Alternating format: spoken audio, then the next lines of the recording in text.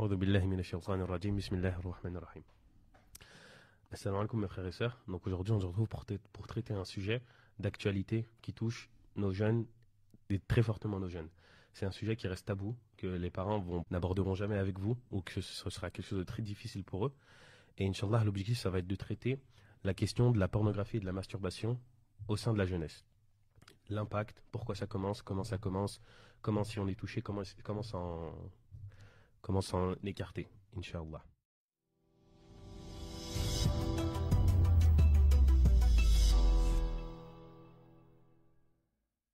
Donc, on va traiter cette question, Inch'Allah, avec un intervenant donc, qui a beaucoup d'expérience dans la gestion des couples, etc. Assalamu alaikum, Mahmoud. Assalamu alaikum. Donc, on va traiter la question la pornographie et la masturbation. Donc, on va redéfinir le contexte très brièvement. La pornographie, c'est tout contenu à caractère sexuel. D'accord ? Très brièvement. Du moment qu'il y a de la nudité, il faut que vous fassiez attention. La masturbation, c'est le fait de se donner du plaisir seul, sans aucune personne. Et très généralement, la masturbation s'accompagne de pornographie. C'est pour ça qu'Inch'Allah, on va faire en sorte de traiter ce sujet en parlant des deux composantes. Est-ce que tu pourrais, dans un premier temps, nous expliquer quels sont les moyens autorisés dans l'islam pour se procurer du plaisir? Bismillah, wassalatu wassalamu ala rasulillah. Premièrement, je vous remercie pour cette invitation. Alors, nous, en tant que musulmans, on appartient à une religion qui nous a tout expliqué. Au point où les compagnons nous disaient, le prophète, il nous a tout montré, au point il nous a expliqué comment se comporter au petit coin. Ça veut dire qu'il n'y a aucun détail qui a été négligé. Alors, la sexualité en islam, ou tout ce sujet-là, qu'on pensait que ça n'existait pas, ça n'existait pas à l'époque, mais si, c'est vrai, ça existait, c'est dans les détails. Et quand vous lisez les ouvrages des savants avancés, on parlait à l'époque du prophète, les sahabis, les tabi'in et tout, et ça parlait avec des détails qu'aujourd'hui on ne les trouve pas. Aujourd'hui, on ne trouve pas ce sujet abordé, par exemple, dans les mosquées. Et d'ailleurs, je me souviens un jour que j'ai proposé à faire ce sujet comme un dars. Les frères, ils étaient pas d'accord. Non, ça. Alors, si on donne pas si on n'aborde pas ce sujet avec cette façon propre à nos jeunes, ils vont le chercher ailleurs. Alors, l'islam, la sexualité en islam, elle a un seul cadre légal, c'est le mariage. C'est le cadre qui, comment dire, c'est ce qui canalise cette énergie dans l'islam, c'est le mariage. C'est pour ça on trouve dans le hadith du prophète sallallahu alayhi wa sallam, celui qui a le pouvoir de prendre en charge une femme, il n'a qu'un seul choix, c'est de trouver une femme. Et est-ce qu'aujourd'hui, comment on explique le ba'a aujourd'hui, dans notre époque, parce qu'il faut descendre dans la société. On ne va pas parler des hadiths, de l'idéal, on va parler de... Alors, je vais te donner quelques statistiques, moi qui aime les chiffres. Alors, si on parle de la masturbation aujourd'hui, et aujourd'hui, si on parle de notre société occidentale, ici en France aujourd'hui, une société ouverte à la sexualité, très ouverte d'ailleurs. Trop ouverte, je pense. Ouais. Et alors, on parle de 95% des hommes qui se masturbent, contre 89 ou un petit peu plus des femmes. Alors, chez les personnes mariées, alors le pourcentage est un petit peu équilibré. Il y a 70% des femmes et des femmes et des hommes qui disent qui se masturbent. Et c'est un truc. Même en étant marié. Étant marié, ouais. Alors, seul ou en couple, ça on va en parler tout à l'heure, mais parce que même la religion ici, elle fait différence. Elle prend pas les choses en couple ou sans. C'est pas pareil. Et là, si je te cite par exemple l'un des livres qui a abordé la vie du prophète sallallahu alayhi wa sallam, d'Ibn al-Qayyim, qui s'appelle Zad al-Mi'ad, il parle de l'acte sexuel. Alors, il dit que l'acte sexuel est destiné à réaliser 3 objectifs. Le premier objectif est le maintien de la procréation. Ça, c'est la première des choses. Le sauvegarde de l'espèce, en quelque sorte. Le deuxième est de libérer le sperme dont la rétention nuit à l'ensemble du corps. Ça, c'est aujourd'hui, c'est prouvé aussi scientifiquement. Et le troisième, c'est d'assouvir un besoin et de se donner à du plaisir. Ça, c'est les trois objectifs. Alors, le prophète sallallahu alayhi wa sallam, il l'a dit correctement dans un hadith clair, hein, explicite, comme on dit. Il a dit حُبِّبَ إِلَيَّ مِنْ دُنْيَاكُمْ ثَلَاث. حُبِّبَ إِلَيَّ مِنْ دُنْيَاكُمْ ثَلَاث الْعِطْرُ وَالنِّسَاءُ وَجُعِلَتْ قُرَّةُ عَيْنِي فِي الصَّلَاةِ. Alors, le hadith, il dit sallallahu alayhi wa sallam, les choses d'ici-bas que j'aime le plus, hein, d'ici-bas que j'aime le plus, c'est les parfums, les femmes, et la chose que j'aime plus que tout ça, c'est la prière. C'est être en connexion avec Allah Azza wa Jalla. C'est-à-dire, on a, si on peut dire ça, un manuel qui nous dicte ce qu'il faut faire et ce qu'il ne faut pas faire. Si aujourd'hui on n'arrive pas à en parler, c'est le truc qui est le problème. Et culturel, c'est pas religieux. Parce que tu cherches un petit peu, tu trouves tout dans le détail. Et là, je pense que vous connaissez tous l'histoire du jeune qui a demandé à Ibn Abbas, à l'époque, hein, il a demandé est-ce que je peux le faire? Je caresse mon pénis, est-ce que et j'éjacule, est-ce que vous en dites quoi? Et Ibn Abbas, il a fait une réaction qui prouve que c'est un acte vraiment répugnant. Il a dit ouf, il a dit. Tu aurais dû épouser une femme, mieux que ça, mais ça, c'est moins grave que la fornication. C'est-à-dire que. Mais, subhanallah, tu vois, ce que tu es en train de dire, c'est que, bah, moi, je discute avec des jeunes qui ont mon âge, et je leur dis, mariez-vous. Ils me disent, non, j'ai pas les moyens. Je leur dis, c'est pas vrai. Parce que moi, parce qu'ils je sais qu'ils sont dans la même situation que moi. Je leur dis, c'est pas vrai, parce que moi, j'avais 800 euros, je gagnais 800 euros par mois, j'ai pu trouver un appartement, j'ai pu emménager avec ma femme. Donc, ce que tu dis, c'est pas vrai. Et j'ai pu vivre tranquillement, alhamdoulilah. J'avais ce qu'il me fallait. Et une des raisons pour lesquelles je me suis marié, c'était la préservation. Je voulais à tout prix me préserver, surtout maintenant, c'est parce que tu peux pas en fait continuer. Et c'est vrai, ils me disent, non, moi, j'ai pas les moyens. Je lui dis, ok, d'accord, il n'y a pas de souci, bah, regarde ce qu'on fait. Dans ce cas-là, ne consomme pas de contenu à caractère pornographique, ouais. Ne te masturbe pas, ne fais rien de tout ça. Et si tu veux pas te marier, c'est en ton âme et conscience. Tu as le droit, tu veux pas te marier. Marie-toi pas, mais t'as pas le droit de faire ça. Parce qu'ils utilisent comme argument, ouais, mais c'est dur. Ouais, mais c'est dur, regarde là maintenant où on est. Regarde tout, regarde, les non-musulmans, comme des fois même les musulmans, ils consomment à droite, à gauche, et nous, bah, on doit se retenir. Et comment on fait? Je lui dis, mais non, mon frère, ça marche pas comme ça, la religion. C'est ça, tu le délaisses, et tu fais ce qui t'a été demandé, tu vois. Mais t'as ce truc où c'est devenu en fait, ils légifèrent un petit peu la masturbation pour justifier. Pour justifier ce qu'ils font. Et le problème, c'est que cette facilité d'accéder à la pornographie aujourd'hui, c'est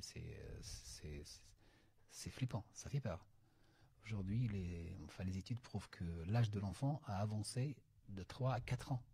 Ça veut dire un enfant de 9 ans, aujourd'hui, il a 14 ou 15 ans, quelque chose comme ça. Parce qu'il accède à des contenus pornographiques qui le sort de l'âge de l'enfance.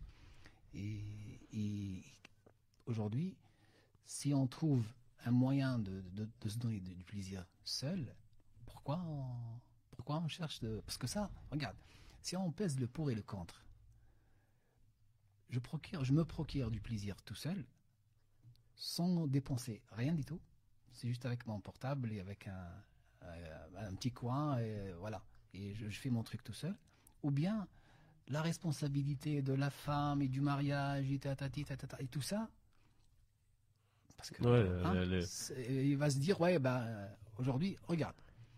Est-ce qu'aujourd'hui, on ne parle pas de pornographie, est-ce qu'aujourd'hui, tout ce qu'on voit à la télé ou sur les écrans nous pousse à s'engager dans la vie de couple?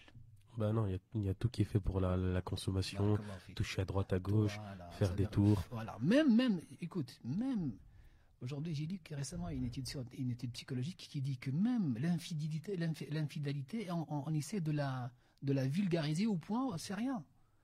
On voit un film, un homme qui se trompe sa femme, et on dit mais c'est pas grave, il est malheureux. Vous voyez comment on essaie de... Et ça, c'est très dangereux.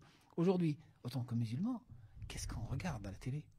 Qu'est-ce qu'on regarde sur les écrans? Tout ce qu'on regarde, il rentre dans notre subconscient et il change nos convictions. Et c'est ça qui est dangereux. Tu regardes, allez, je regarde avec ma femme. Je dis pas, allez, privez-vous de la télé, ne regardez pas les films, je suis pas de ce genre même dans mes doros et dans mes prêches, je dis pas ça. Non, mais essayez d'imaginer, par exemple, que le prophète sallallahu alayhi wa sallam est à côté de vous. Ah, c'est difficile. Ouais, ça, c'est difficile. Ça, c'est la mise en situation T'imagines? compliquée. Voilà, j'ai la chair de poule. T'imagines? Il y a une séance, il y a une séquence qui part bien. Zappe là. Pourquoi? Pour 2 raisons. Pour la crainte d'Allah. Ça, c'est la première et la plus importante des raisons. Et la deuxième, pour ce qu'il va passer directement dans ton cerveau. Parce que ton cerveau, il va faire quoi?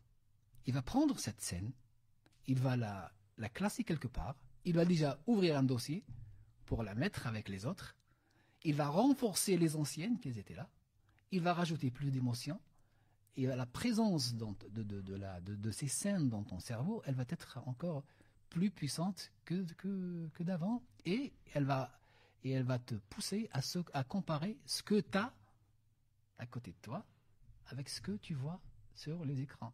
Et c'est ce qui pousse aujourd'hui les couples à se masturber en dehors de sa relation conjugale, légale, quoi. Mm.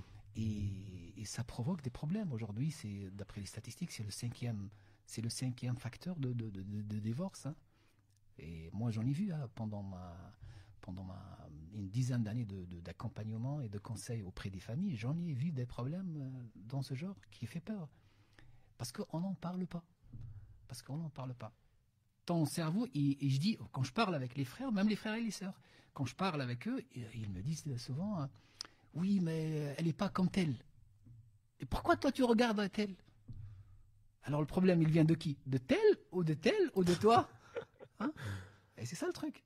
C'est qu'on essaie de fuir nos responsabilités envers Dieu, envers la femme qu'on aime, qu'on s'est engagé vers elle. Parce que quand tu renverses la situation, tu ne vas pas l'accepter. Hein? Tu vas pas, c'est vrai ou pas? Bah oui, non, on va pas l'accepter. Mm. Si ta femme, elle regarde un homme musclé, hein, et elle va dire, ouais, regarde, toi, tu as un ventre, et tu es moelleux, regarde comment il est. Ah, tu vas dire quoi? Tu vas dire quoi? Et tu vas pas l'accepter autant que musulman, autant qu'arabe, enfin autant que Non, mais juste en tant qu'homme, le fait autant d'être que comparé voilà, à on parle pas quelqu'un, ouais. ouais. Et ça fait un petit peu, ça nous pousse à se poser cette question. Que dois-je faire autant que musulman? Est-ce que je regarde ou je regarde pas? Allez, si on tolère les films, on va dire oui, regardez les films, c'est pas grave, pour avoir une idée. Le feedback de la femme, si elle n'a pas un feedback de pratique sexuelle, elle n'a pas d'expérience, elle ne se connaît pas, elle n'a jamais fait Parce qu'aujourd'hui, je sais pas, aujourd'hui c'est dans les deux sens, hein. Mais à certains moments, le sexe est plus abordable chez les garçons, chez les hommes que chez les femmes. Parce qu'il n'a pas de conséquences. C'est pas comme les femmes. Mais aujourd'hui, on est dans une pratique qui se fait dans les deux sens. Si toi, tu te mets dans la tête, et là j'en ai vu quand j'ai accompagné des couples avant le mariage et après le mariage, quand on pose ces questions, parce qu'il faut les poser. C'est quoi ton feedback? C'est quoi? Tu connais quoi dans le sexe? Elle dit, je connais rien. T'as pas lu, t'as pas vu un truc. Non, je connais. Moi, c'est haram. D'accord, c'est haram.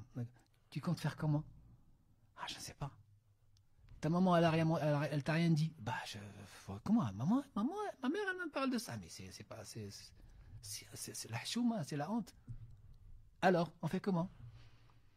Hein? Une labyrinthe? C'est ça le truc. C'est vrai. On tombe pas dans l'excès et on devient accro, parce qu'on devient accro. Aujourd'hui, c'est une drogue. C'est une drogue naturelle, ce que les scientifiques prouvent. Et ça, je vais revenir sur la religion, parce que la religion, dans ce cas-là, elle fait quoi? Elle demande l'avis des experts. Elle demande directement l'avis des experts.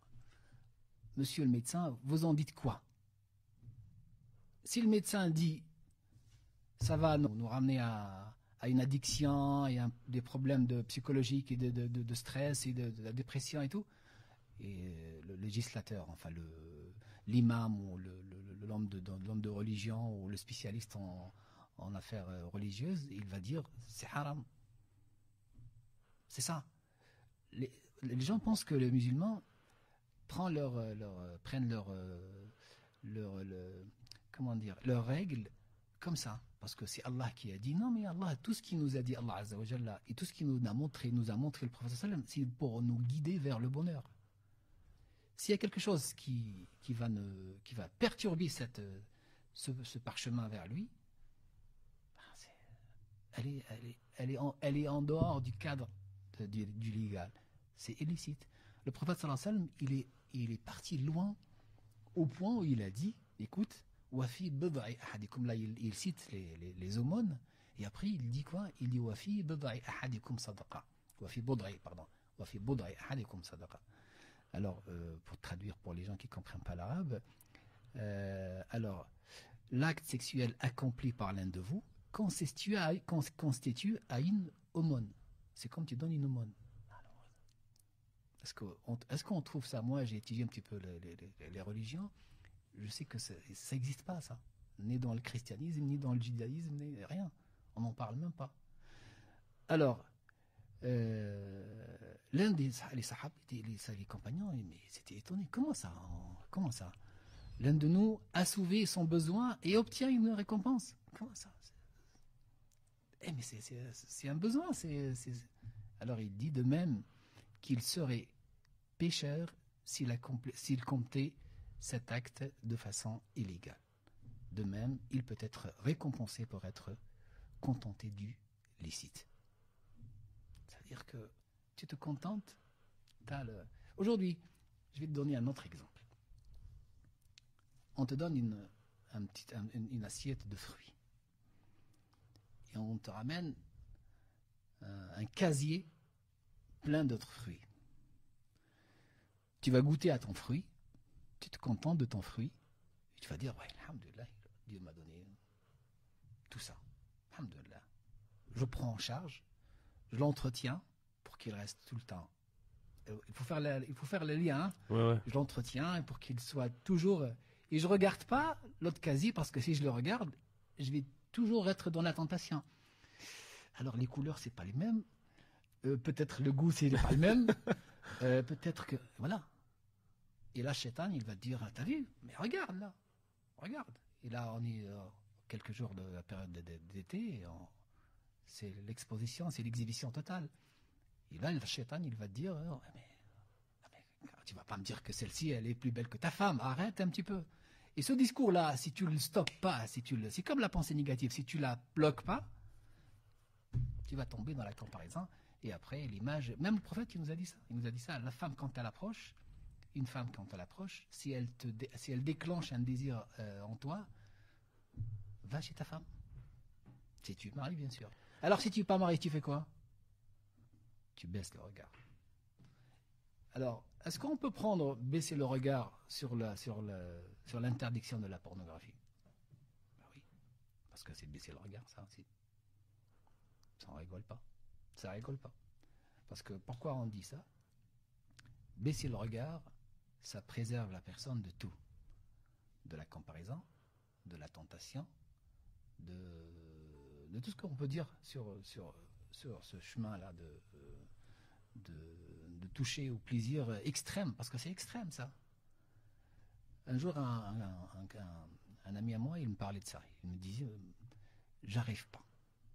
À chaque fois que je commence l'acte avec ma femme, j'ai tous ces images des femmes que j'ai vues qui reviennent. Alors je peux pas trouver le plaisir, sauf si j'imagine ma femme comme les autres.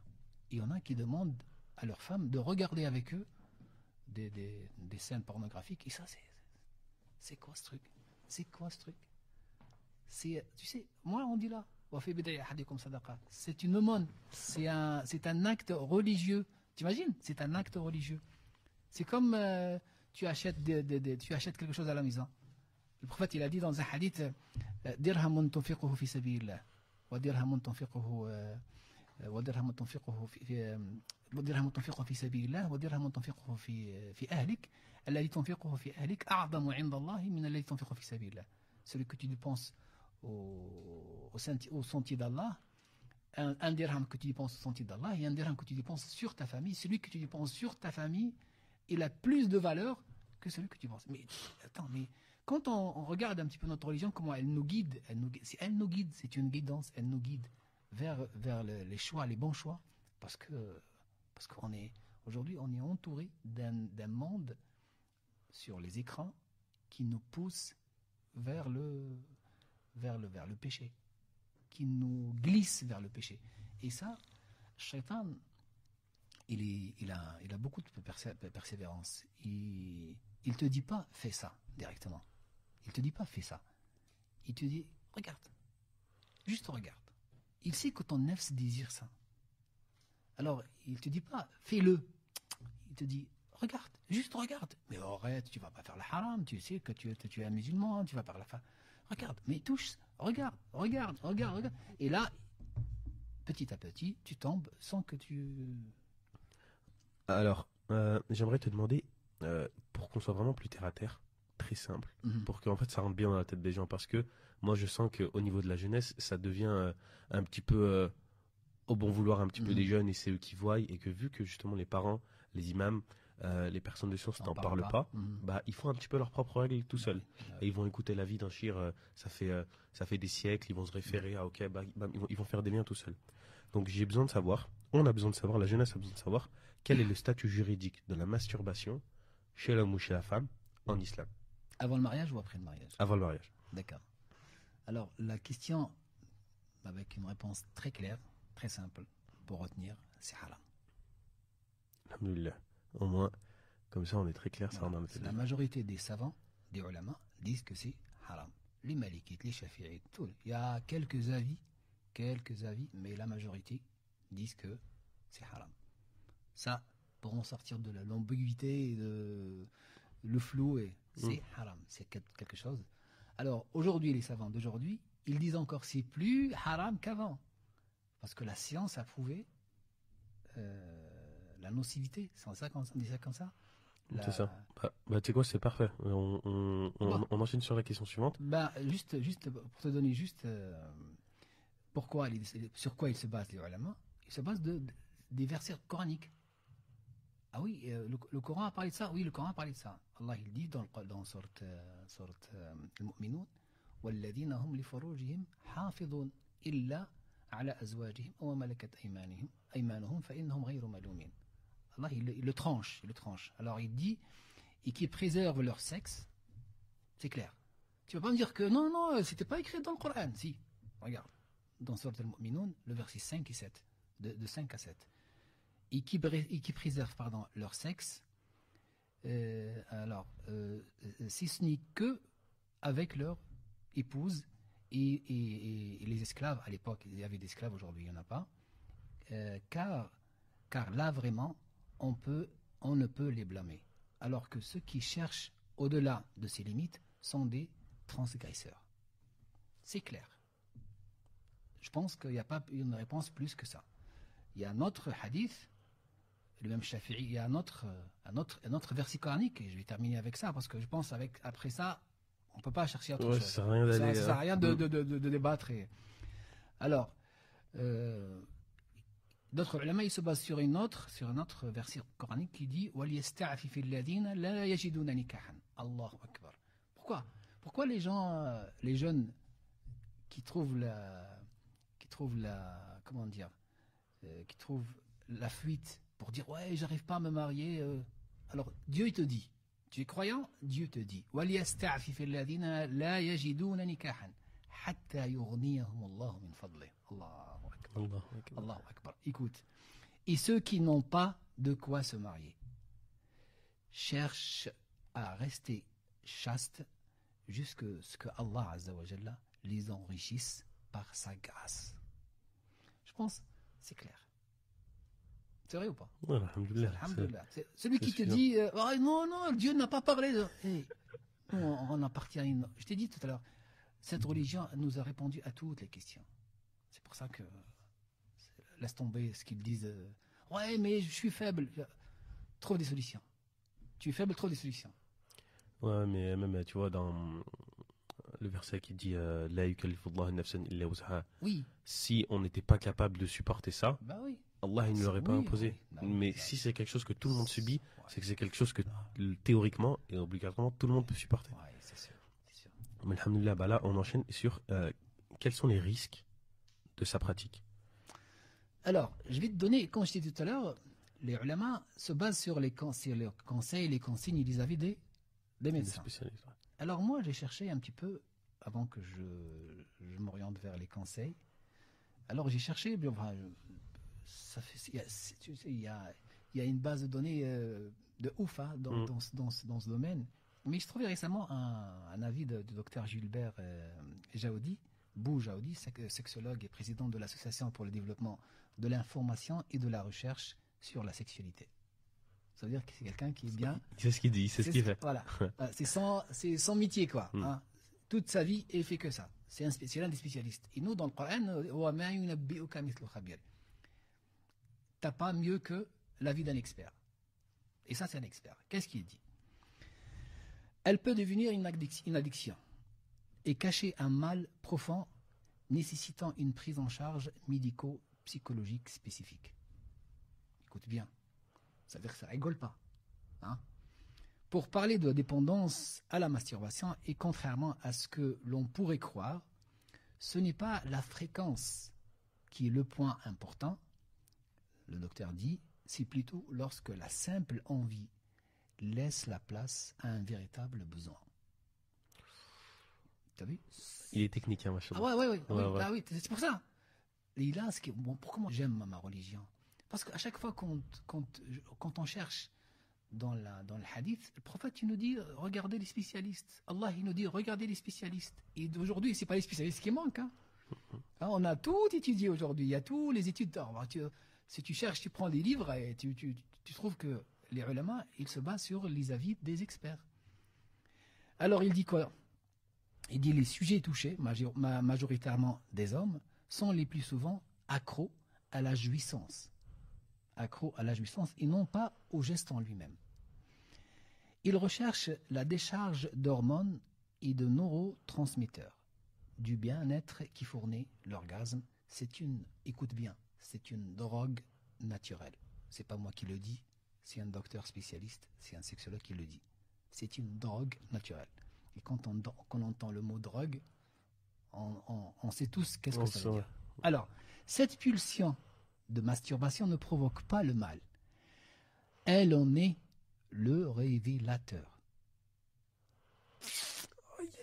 Ah oui, ça fait mal, oui, ça fait mal. Oui. Je suis désolé pour les jeunes, je suis vraiment désolé. Ça pique. Ah oui, ça pique. Ça, et encore le. Alors, elle est la conséquence et non la cause d'une angoisse ou d'une dépression latente. Par exemple, l'acte masturbatoire devient en quelque sorte un traitement que la personne se prescrit à elle-même.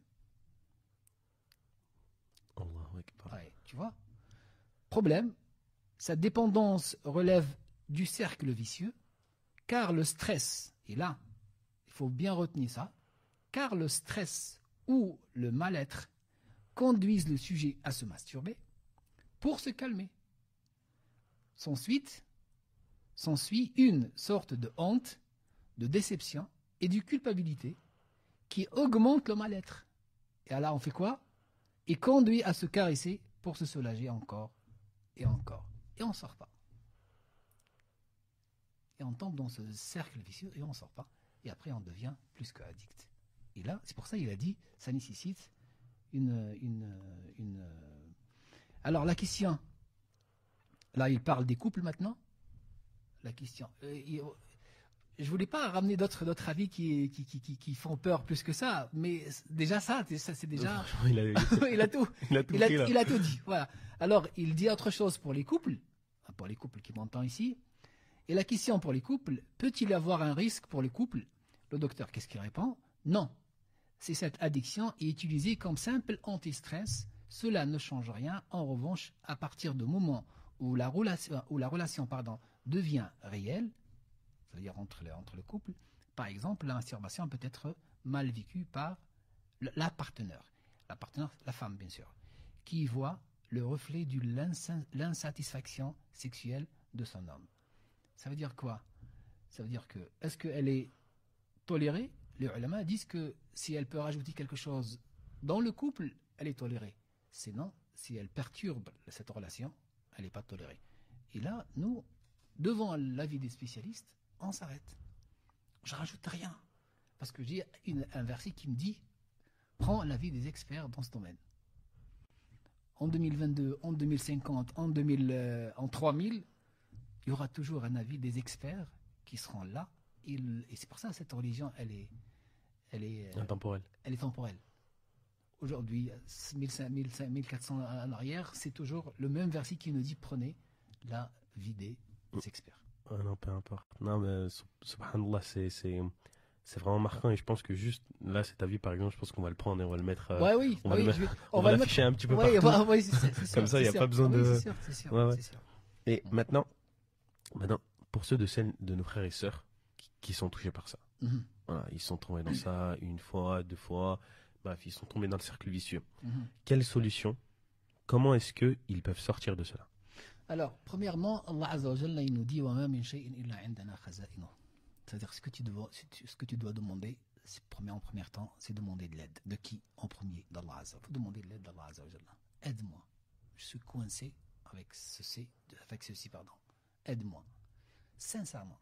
Si tu demandes de l'aide sincèrement, tu fais le premier pas, Allah, il va te guider. Ça, c'est clair. C'est lui qui le dit, c'est pas moi qui le dis. Alors, je vais citer un petit peu les conseils. Il y a la solution radicale, c'est le mariage. Et la recommandation du prophète sallallahu alayhi wa sallam était simple. Ça aide à baisser le regard.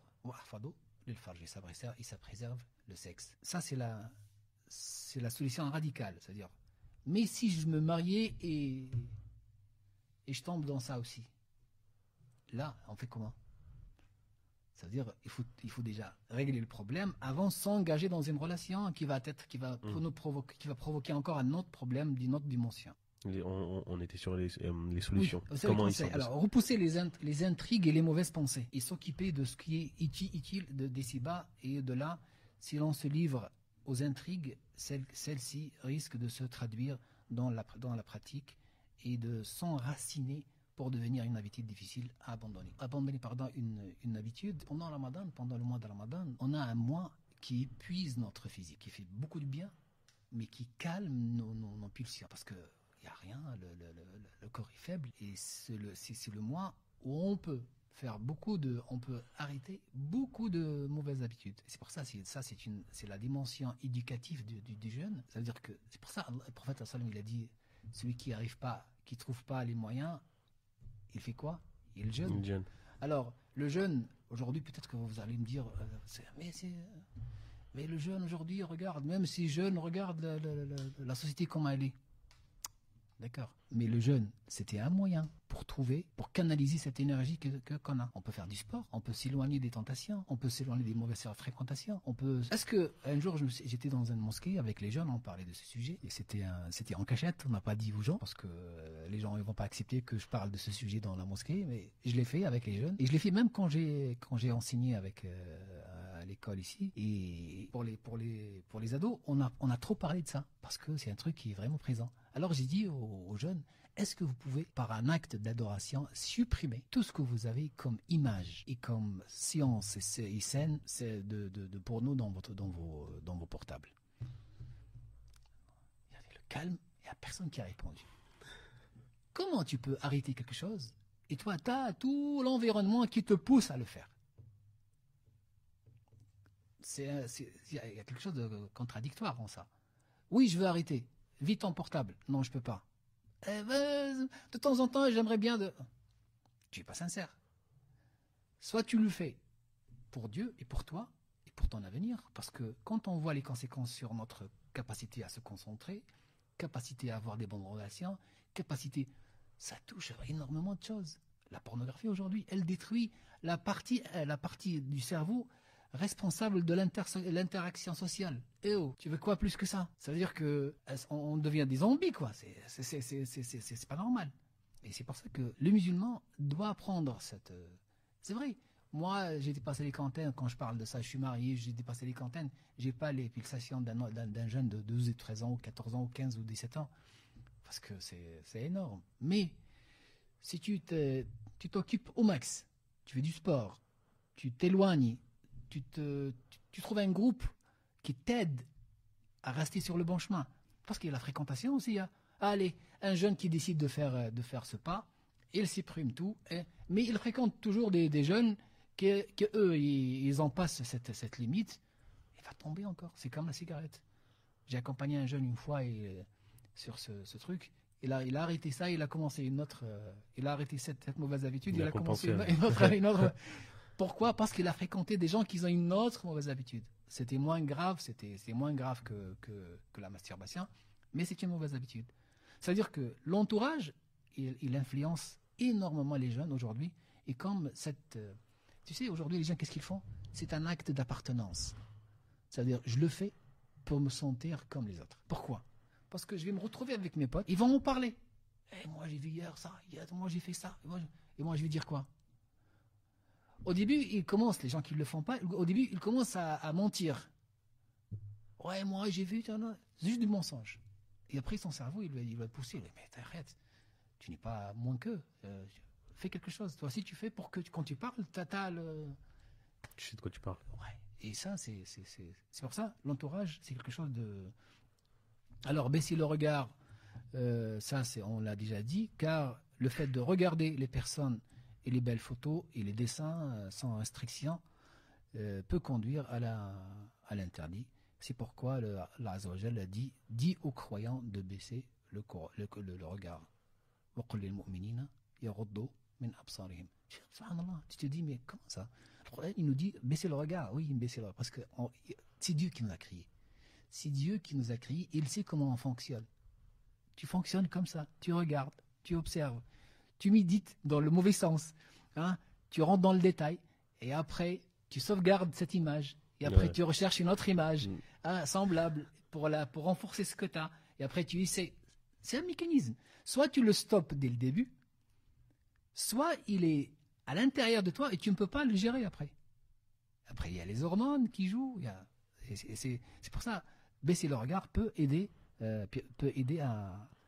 à stopper, à faire face. Alors, il y a quelque chose d'autre aussi qui est très important, s'occuper au maximum. J'ai vu une fois une interview de Teddy Riner, le champion olympique. Là. Et le journaliste lui dit, mais toi, t'as grandi dans un quartier, mais incroyable.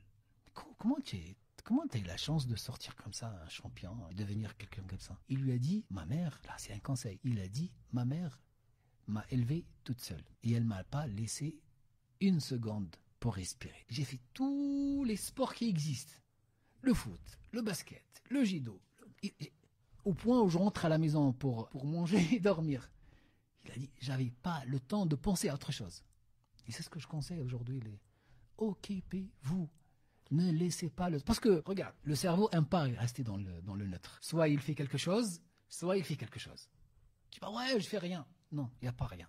C'est comme le stress. Le stress, qu'est-ce qu'il fait? Pardon, c'est quoi le stress? C'est que quand tu es tout seul, avec tes idées, soit tu as peur de ce qui va venir, de futur, soit tu es triste de ce qui s'est passé dans le passé. Enfin, de ce qui s'est passé, quoi. Ça veut dire, soit tu ramènes quelque chose du passé, tu la décortiques, tu l'analyses, tu lui rajoutes des émotions, et là, tu es stressé à cause de quelque chose qui s'est déjà passé. Soit tu as peur de quelque chose qui va venir, tu la ramènes avant le temps, et tu ne vis pas le moment présent. Et c'est ça le stress. La définition, c'est ça. Ça veut dire quoi? Le nefs, elle marche de la même façon. Si tu ne l'occupes pas à faire quelque chose de bien, elle va s'orienter, elle va s'occuper toute seule. Elle va dire, ouais, regarde, j'ai ça, j'ai les films. Bah, regarde, clique. Et là, je dois signaler un petit truc.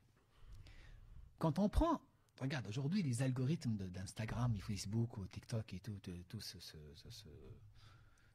marché d'esclavage que j'appelle moi d'esclavage, je l'utilise, hein. Je ne vais pas dire que je ne l'utilise pas, mais je l'utilise. Maintenant, de nos jours, on a besoin quand tu veux développer quoi que ce soit. Et il y a l'impression. L'impression, c'est quoi? C'est le temps qu'on passe sur une photo. Il y a le scroll, quand on touche la photo, il y a l'impression. L'impression, c'est le temps. C'est ça l'impression, d'accord. Ouais, c'est le temps qu'on regarde sans toucher. Et l'algorithme, chacun de nous a un algorithme qui calcule tout ça. Ça veut dire, tu t'intéresses à quelque chose, tu la regardes. Le moment où tu la regardes, tu as passé 3 secondes sur cette photo. Ah, ça t'intéresse. Allez, tu passes après, le foot, ça t'intéresse pas, les voitures, ça t'intéresse pas. Hop, les femmes, les filles, ouf, tu zoomes. Waouh, hop, une impression et un clic, ça t'intéresse plus. Et lui, il fait quoi? Il va te ramener encore dans les caractéristiques que tu as choisies. C'est pour ça, celui qui s'intéresse aux voitures, il y a toujours des voitures dans son portable, dans ses pubs et celui qui s'intéresse à l'informatique, c'est pareil. Celui qui s'intéresse au foot, c'est pareil. Celui qui s'intéresse aux filles, aux garçons, aux actes, je sais pas quoi, eh ben c'est pareil. Et c'est pour ça, tous ces trucs. Mais tu sais, j'ai entendu une conférence sur ça, que même celui qui a créé ce système, il le regrette. Il a dit, j'ai emprisonné les gens dans ce système qui nous ont... je l'avais vu. T'as vu ça? Ouais. C'est un truc ça fait peur, quoi. Parce que tu ne peux pas s'en passer. Alors je fais quoi? Je supprime, supprime et essaie de réinitialiser ton truc juste pour éviter tout ça. Parce que des fois j'étais en train de faire un boss, un jeune devant moi, il a sorti son portable. C'est des pubs programmées sur ce que tu aimes, ce que tu aimes. Il a sorti son portable, il a cliqué, il était devant moi. C'était plus difficile pour moi de ne pas le voir. Il dit qu'il a sorti le portable, il a sorti l'application, il y avait des filles, il y avait plein de filles dans le truc. Il m'a regardé, le pauvre skin, il avait la chouma, il m'a regardé et il m'a dit c'est pas grave, on est tous passés par là. Je suis pas un ange, je suis pas venu de on est tous passés par là. Bah oui. On est tous passés par là. Mais il y en a qui ont cédé à cette pratique et qui l'ont testé. Après ils ont dit non, c'est pas pour moi ça. Ouais, il parle de ça, c'est ça, juste ça. Allez, par curiosité, je voulais savoir c'est quoi. Maintenant, je reviens à ma vie, je construis ma vie. Le vide, s'il y a un ennemi, que je dénonce aujourd'hui, c'est le vide. Occupez-vous. Regardez le nombre de formations aujourd'hui, de matières pour apprendre. Les gens, ils font de l'argent sur Internet avec rien du tout. Et toi, tu passes des heures et des heures et des heures à regarder soit regarder leur vie, soit regarder des débilités. Et tu sais, récemment, je vais finir avec ça. Instagram, ils ont annoncé que la plateforme, elle va plus encourager les contenus débiles. Ça veut dire, même s'il y a beaucoup de flux, et même s'il y a beaucoup de circulation sur un compte qui diffuse de la débilité, Instagram, elle va pas l'encourager ou elle va pas le mettre en... Alors, maintenant, ils s'orientent, après qu'ils ont fait de l'argent, maintenant ils s'orientent vers le contenu avec sens, quoi. Ouais. Après quoi? Oui. Après quoi? Nous, on a la solution. Arrêtez. Arrêtez. Alors, est-ce que j'ai d'autres trucs? Alors, tenir compte des préjudices sanitaires de la masturbation qui consistent dans l'affaiblissement de la vision, tout ça c'était ancien. Aujourd'hui, c'est pas ça. Aujourd'hui, je vous ai raconté tout à l'heure l'avis d'un expert. Les méfaits psychologiques, l'angoisse et l'instabilité de la conscience, parce qu'il y a toujours ce problème. Alors, détruire les fausses convictions, car certains jeunes croient que cette pratique est permise parce qu'elle consiste un moyen de se protéger contre la fornication. Au contraire, c'est pas la masturbation est presque la même chose. C'est presque la même chose. C'est un acte sexuel qui a des conséquences et tout. Quand on rentre dans les détails, on dit que c'est la même chose. Et plus aujourd'hui, il faut être clair et il faut être franc avec soi-même. Il ne faut pas se voiler la face et dire ouais, non mais c'est moi mal et je le fais seul. Et... Tu justifies là. Tu justifies. Mais c'est un truc de fou parce que même par exemple, on discute avec des frères Et pour en venir à ce que tu disais, tu vois, l'ennui, en fait, quand tu fais rien. Le cerveau, il aime pas. Ah et, oui. et un frère, Ah je oui. parlais avec lui, et il expliquait l'oisiveté, il disait l'oisiveté est la mère de tous les vices. Quand tu t'ennuies, c'est là où ton cerveau, et Shaitan, bien sûr, parce que Ah oui. c'est son Ah boulot, oui. Ah il oui. est là Ah pour oui. ça. Oh, tu ferais pas ça? Ouais. Ah, mais de toute façon, t'es tout seul. Ouais. Ah, bah, c'est bon, c'est juste une fois. Après, nanana. Et tac, tac. Et Ouais. comme tu disais, en Ouais. fait, Ouais. Il te. après il m'explique, bam, cercle vicieux, cercle vicieux, cercle vicieux. Mais c'est intéressant le fait que le spécialiste qui a relevé par rapport à la fréquence. Ah oui. Parce qu'il y en a, par exemple, ils vont t'expliquer, ouais, mais je le fais c'est une fois de Ouais. temps en Ouais. temps. T'as vu les justifications? Ouais, voilà. Ouais. C'est bon. Ouais. Non, non, Ouais. mais Ouais. non, en fait, non, Ouais, tu vois. ouais. Ouais, c'est- En fait, et moi de mon côté, ça me touche parce que je me dis, en fait, ok, tu tombes dans ça. Ça arrive. Tranquille. Mais quand tu me regardes dans les yeux et que tu me dis non, je ne peux pas me marier, non, j'ai pas l'argent, en fait, là, ça fait monter un truc en moi. Bah je, me oui, dis, bah oui. je me dis, mais tu te moques de qui? Ouais. Tu te moques de qui, tu vois? Ouais. Genre, tu pratiques ça, tu fais ça, Ouais. et après, tu me regardes dans les yeux, non, mais je peux pas me marier. Mais non, arrête de mentir. Ouais, Tout, c'est- en sachant que Allah et Rasul sallam, on nous explique tout ça sur Ah le oui. mariage. Haqq On nous ma'a dit, Allah, oui. c'est avec le mariage que tu vas t'enrichir. Ah ouais. Mais non.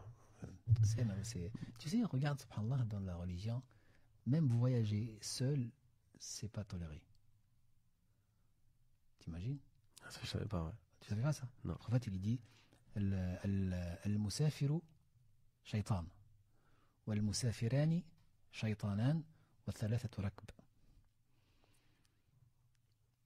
Alors, à méditer Il est un trop petit peu. fort, non, Ah, il est trop fort. Ah, sallallahu alayhi wa sallam, Mohammed. Celui qui voyage seul, ça veut dire, on dirait, c'est pas lui, c'est un shaitan, mais le shaitan, il est plus fort que lui. Ouais. Et le Mosafiren, les deux qui voyagent ensemble, eux aussi, ils peuvent tomber dans le, parce que shaitan, il peut remonter l'un contre l'autre. Mais les trois, il a dit, les trois, c'est des voyageurs. C'est trop fou. C'est-à-dire que Allah, le prophète, il aime dire, attention, tu restes pas seul, surtout si tu es faible. Ne ferme pas la porte tu es dans ta chambre. Allez, tu es dans ta chambre. Tu es dans la chambre et tu fermes pas la porte. Pourquoi tu fermes la porte? Laisse la porte ouverte.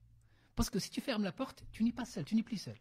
Il y a le shaitan qui va te dire, allez, vas-y, fais-le. Tu sais, shaitan, Yawm al-Qiyamah, il va pas dire que c'est moi qui l'ai poussé à le faire. Non, non, non. Il va dire, j'ai aucun pouvoir sur vous. Je vous ai montré la chose et votre nefs, ça l'a désiré. Et c'est dans le Coran. Ma kana li alaykum min sultan. J'ai pas de pouvoir. Mais ça, quand tu lis le Coran avec cette mentalité, tu te dis, astaghfirullah. C'est moi qui l'a désiré. Et c'est ça la différence entre le waswas ta shaitan et le waswas ta nafs. Shaitan, il te montre le truc. Il te dit, regarde-le, fais-le, essaye, regarde, jette un œil. Et ton nefs, elle va le désirer. Et quand elle le désire, elle le demande encore et encore et encore et encore. Et c'est ça qui fait la différence entre waswas shaitan et waswas nafs. Qu'Allah nous préserve. Amin, amin, Inch'Allah. Et maintenant, on va enchaîner sur la prochaine question. Là, ça va plus être question préservation. Quel conseil est-ce qu'on pourrait donner aux parents? Parce que je me permets une petite parenthèse. C'est que les parents qui pensent que leur enfant, il n'a pas envie de ça, bien que ça ne le touche pas. C'est juste pour prévenir, tu vois, Inch'Allah.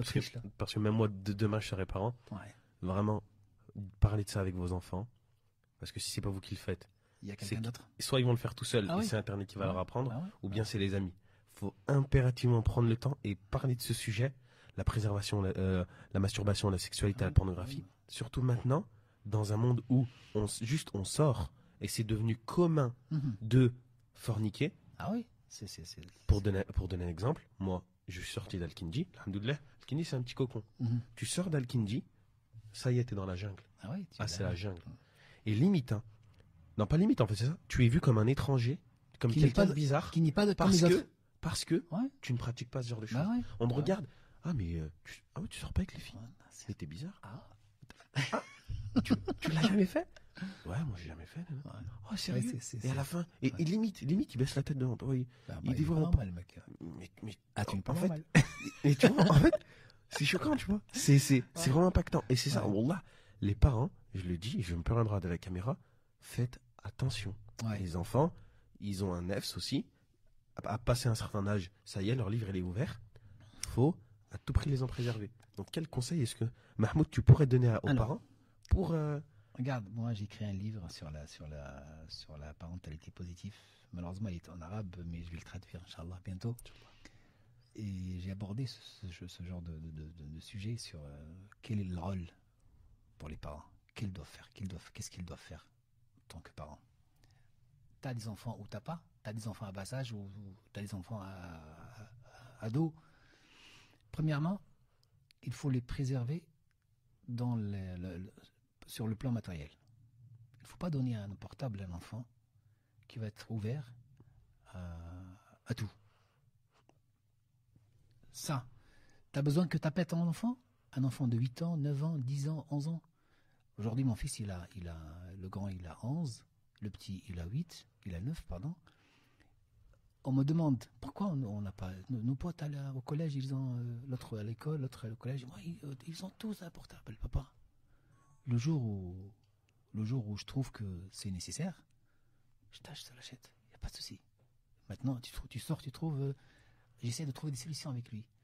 Alors, dis-moi, toi, tes potes à l'école, tes copains, qu'est-ce qu'ils regardent dans leur portable? Ils commencent à me citer. Est-ce que papa, tu vas regarder toi ça? Je me dis, non. Parce que demain, tu es seul, tu m'attends devant le collège, ou bien tu es seul avec ton portable, tu as Internet. Conseil pour les parents. Alors, le premier conseil pour les parents, c'est attention, ne donnez pas les téléphones à vos enfants sans qu'ils soient vérifiés. C'est pas de faire la police, hein. C'est juste les faire confiance et parler avec eux surtout. Quand on vous demande, votre enfant te demande, papa, c'est quoi la masturbation? Tu vas dire, mais Hachem, c'est quoi ça? Tu demandes ça, hein? Prends-le à côté et explique-lui. Tu ne sais pas expliquer, lis. Tu ne sais pas lire, demande un conseil. Mais il ne faut pas que ton enfant demande cette information de quelqu'un d'autre. Parce qu'il va lui donner, ou bien il la cherche tout seul. C'est quoi? C'est caresser, papa, c'est caresser son sexe. C'est-à-dire, je dois parler c'est pas avec vulgarité, mais avec pudeur, et je garde le statut de papa, parce que je l'aime, c'est ça. Et autre chose, je dois montrer à mon fils que je l'accepte, quoi qu'il fasse. C'est mon fils. Je l'accepte quoi qu'il fasse. Il peut revenir à moi quand il veut. Parce qu'il est à l'abri. C'est mon fils. C'est de ma responsabilité de le guider. Ne te demande pas. Moi, je dis tout le temps à mes enfants, même aux gens quand je fais des formations ici à la salle. On a fait pas mal de formations ici à la salle sur la parentalité positive pour les enfants et pour les ados, inspiré du hadith et de la tradition prophétique. Le prophète, il a parlé de tout. On connaît tous le hadith du mec qui a dit Ya Rasulallah, autorise-moi la fornication. Alors, t'imagines aujourd'hui quelqu'un qui rentre chez l'imam et dit Salam alaikum, cheikh, autorise-moi Moi, j'aimerais bien. Moi, ce jeune, j'aimerais bien le voir. Et je le respecterais. Oui, bien sûr. Il est sincère. Ouais. Il est sincère. Il veut quelque chose qui est. Enfin. Alors, on a dit pas de téléphone avant qu'il sera vraiment en besoin de téléphone. Et s'il a besoin, achetez-lui un téléphone juste pour l'appeler. 2, aidez-le à chercher dans le bon sens. Donnez à votre enfant les conseils et les bonnes. Lui en parler juste avant. Voilà, il faut en parler sans tabou. Il n'y a pas de tabou dans la religion. Il n'y a pas de tabou. Autre chose, choisissez avec votre enfant, construisez cette force de confiance pour qu'il peut faire face. Parce que tu sais, la chose la plus difficile, c'est pas éduquer son enfant sur la religion. C'est pas ça le plus difficile.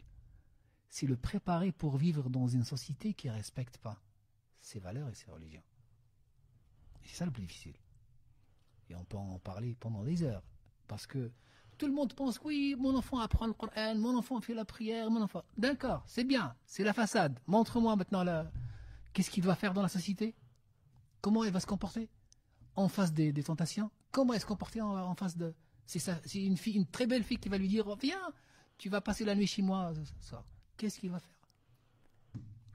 Et là, si on ne prépare pas nos enfants à ça, il ne faut pas venir pleurer après. Je dis, ouais, moi, parce que j'en ai vu.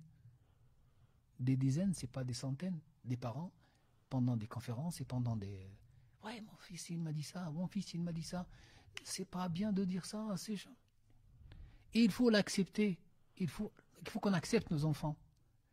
Parce qu'ils vivent aujourd'hui. Tu vas me dire, mais moi, quand je dis enfant, j'ai pas demandé ça à mon père. Oui, on parle pas de toi, on parle de lui. Et c'est pas la même époque.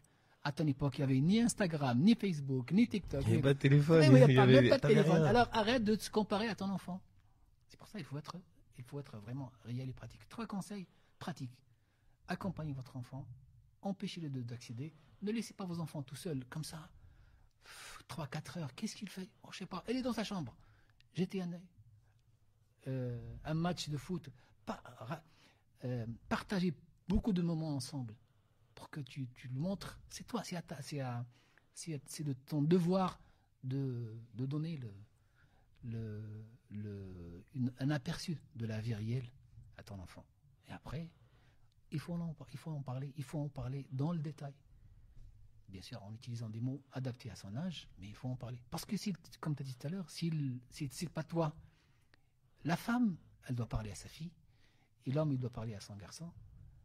Et même si dans les deux sens, c'est pas grave, tant que c'est mon papa qui me parle de ça, c'est par amour qu'il le fait, c'est pas par crainte. Il faut pas s'alarmer et dire ouais, non, on est mi-avril. Non, là, on est dans la réalité. On est dans la réalité, il faut être réel. Il faut travailler, enfin, il faut aborder le sujet concrètement. Il ne faut pas tomber dans l'idéalisme. Ouais, les sahabites. Tu ne connais pas les sahabites, tu ne connais pas les compagnons, tu ne connais pas. Même à l'époque du prophète, ils ont forniqué, ils ont bu de l'alcool. On connaît tous l'histoire de mecs qui leur amènent souvent pour le fuiter, qui buvait de l'alcool. Il était connu par ça. Écoute maintenant. Il ramène quelqu'un qui a commis un péché capital, un grand péché. C'est pas quelque chose de. On le ramène et regardez l'acceptation du prophète sallallahu alayhi wa sallam, c'est lui qui fait des péchés. Il est là, c'est lui. Il représente la miséricorde de Dieu sur terre. Un des compagnons, il a dit oh, encore toi. Il l'a insulté. Et lui, ce qu'il a dit, laissez-le, il aime Allah et son prophète. Est-ce que nous, on peut faire ça? Tu trouves ton fils en train de regarder quelque chose de pas bien, tu lui dis non, il est bien, c'est juste une tentation, mais je l'accepte, c'est mon fils, je l'accepte, je l'aime. C'est un travail sur nous. Machallah, c'est un énorme travail et franchement, il y a beaucoup d'autres sujets sur lesquels les parents devraient peut-être même se former à comment est-ce qu'aborder ça avec leurs enfants, tu vois. Même pas que la sexualité, des fois même l'orientation. Même la vie de couple, moi j'ai fait pendant 10 années, ce n'est pas plus, des formations, comment se préparer au mariage, comment gérer la vie de couple et comment gérer les enfants jusqu'à l'âge de jusqu'à 18 ans, jusqu'à l'adulte, enfin jusqu'à l'âge qu'il sorte, qu'il devient apte de vivre dans cette, comme tu as dit, dans cette jungle. Parce que c'est une jungle. La jungle. Alhamdulillah Rabbil Alamin. Mahmoud, je te remercie pour ton intervention. Barakallahu fik. Franchement, c'était très constructif. À l'avenir, on n'hésitera pas à te ramener sur d'autres sujets. Barakallahu fik. Et on vous dit à tous et à toutes, salam alaikum.